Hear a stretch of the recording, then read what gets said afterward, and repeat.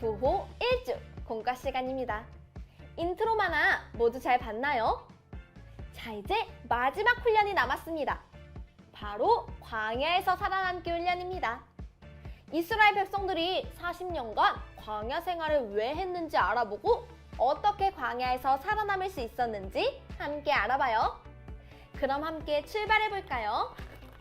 오늘은 그 첫 번째 이야기, 이스라엘 백성 성막을 짓다. 오늘의 말씀을 함께 읽어볼까요? 내가 그들 중에 거할 성소를 그들이 나를 위하여 짓되. 출애굽기 25장 8절 말씀. 아멘.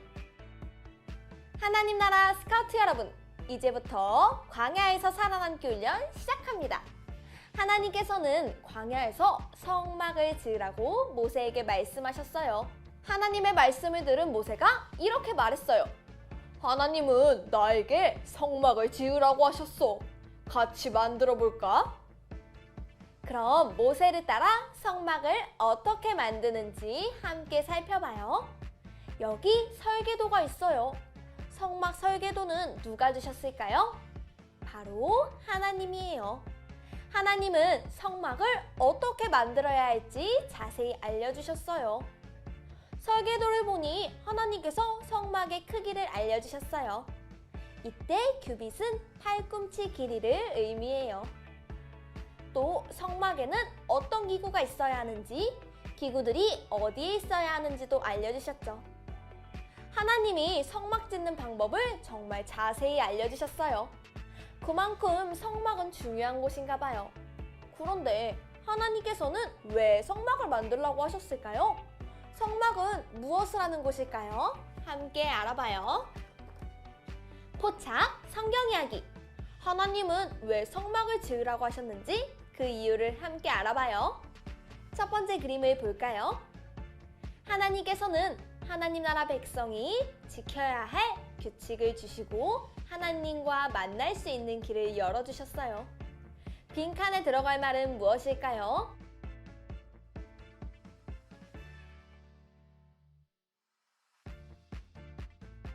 정답은 십계명과 성막이에요. 십계명은 하나님께서 주신 규칙이고 성막은 하나님께서 주신 장소예요. 성막에서 이스라엘 백성과 하나님과 만날 수 있게 되었어요. 두 번째 그림을 볼까요? 하나님은 왜 십계명과 성막을 주셨을까요? 왜냐하면 이스라엘은 하나님을 제대로 이것하는 법을 몰랐기 때문이에요. 빈칸에 들어갈 말은 무엇인가요?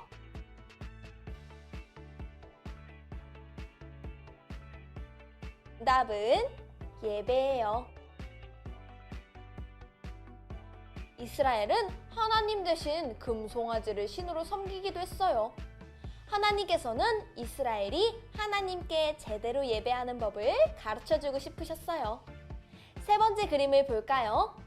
그래서 하나님께서는 성막을 지으라고 말씀하셨어요. 하나님은 성막을 짓는 재료와 방법을 알려주셨어요.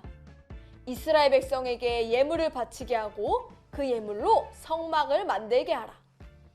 모세는 네, 주님의 말씀대로 하겠습니다! 라며 순종했어요. 마지막 그림을 볼까요? 하나님께서는 성막에서 백성들과 함께 머문다고 하셨어요. 그곳에서 하나님은 백성들을 만나주실 거예요. 하나님께서는 백성들을 사랑하셔서 성막에서 만나길 원하셨어요. 그럼 성막은 어떻게 만들어질까요? 성막에서 어떻게 하나님을 만날 수 있을까요? 단서 퀴즈. 미션 성막 짓기. 하나님께서 알려주신 순서에 따라 성막을 지으며 빈칸을 채워봐요. 1단계 재료 준비. 빈칸을 채우며 성막에 필요한 재료를 어떻게 준비했는지 알아봐요. 그림을 보고 하나님이 알려주신 재료를 보기에서 찾아 빈칸을 채워보세요.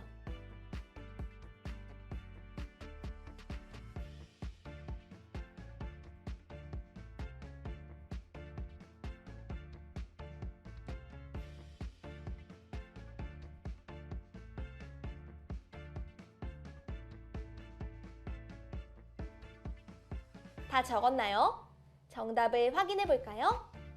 정답은 금, 실, 염소털, 보석이에요. 이 재료들 외에도 가죽, 은, 놋 등 많은 재료가 필요했어요. 이렇게 많은 재료는 이스라엘 백성이 준비했어요. 하나님께 모두 드려요. 그럼 준비한 재료로 성막을 만들어 볼까요? 2단계 성막 짓기. 빈칸을 채우며 성막의 기구와 만드는 사람에 대해 알아봐요. 성막의 기구는 브살렐과 오홀리압이 만들었어요. 하나님께서 우리에게 만들라고 하셨어. 브살렐과 오홀리압이 무엇을 만들었는지 적어보세요. 성막은 지성소와 성소로 나뉘어져요. 먼저 성소에 있는 기구부터 빈칸을 채워봐요.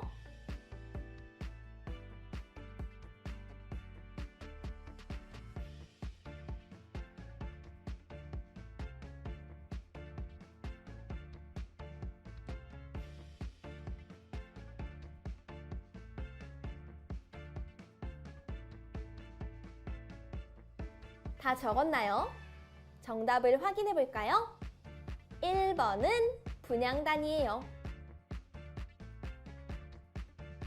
분향단에서는 향을 피우고 하나님께 기도를 드려요. 2번은 진설병 상이에요. 진설병 상에는 12지파를 상징하는 12개의 떡이 있어요. 3번은 등잔대예요. 등잔대는 금촛대로 항상 불을 켜두어요. 성소를 지나 지성소에 있는 기구도 확인해 볼까요? 4번은 언약궤예요. 언약궤에는 십계명, 아론의 쌍난지팡이, 만나 항아리가 담겨 있어요. 대제사장은 이곳에서 하나님을 만나요. 자, 그럼 이제 3단계로 넘어갈까요? 3단계 예배하기. 빈칸을 채우며 성막의 의미와 역할에 대해 알아봐요. 성막은 무엇을 하는 곳일까요? 대제사장을 따라가며 알아보아요. 먼저 빈칸에 들어갈 말을 채워볼까요?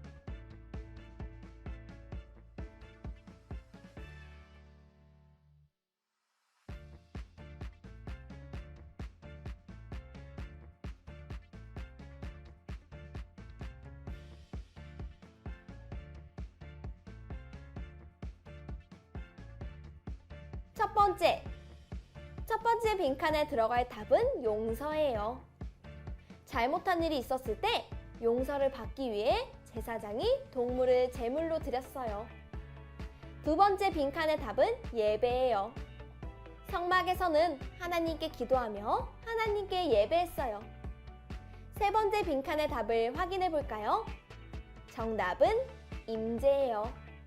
하나님께 용서를 구하고 예배할 때 하나님은 성막에서 함께 하셨어요. 이렇게 광야에서 이스라엘 백성은 성막을 통해 하나님을 만났어요.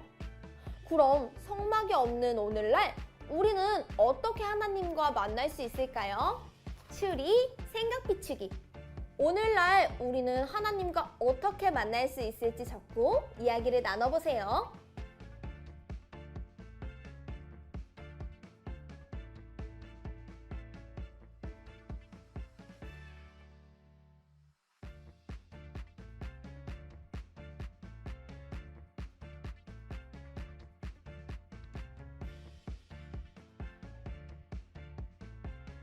모두 적었나요? 선생님은 이렇게 적어보았어요. 예수님 덕분에 직접 하나님께 나아가 예배드릴 수 있어요.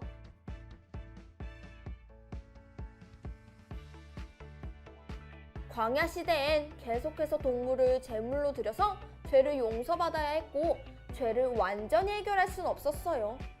하지만 예수님이 이 땅에 오셔서 죄의 문제를 모두 해결해 주셨어요. 죄의 문제를 해결해 주셔서 언제 어디서나 하나님께 나아가게 하신 예수님께 감사해요.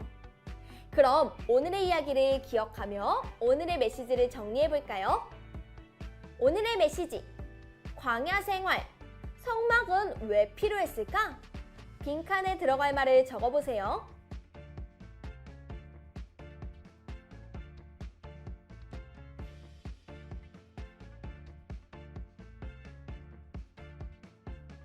선생님은 이렇게 적어보았어요. 광야에서 하나님께 예배하기 위해서 필요했다.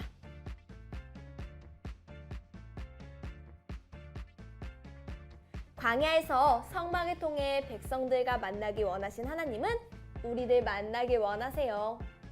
하나님의 마음을 알고 매일 하나님을 만나기로 약속해요.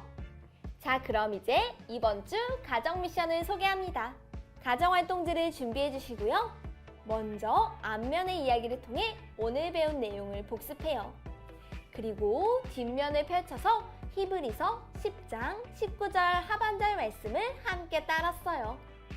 예수님의 십자가 사랑으로 우리는 이제 성막이 없어도 직접 하나님께 나아가 예배할 수 있게 되었어요. 그 크신 예수님의 은혜와 사랑에 감사하며 말씀을 따라 써봐요. 그럼 우리는 다음 시간에 다시 만나요.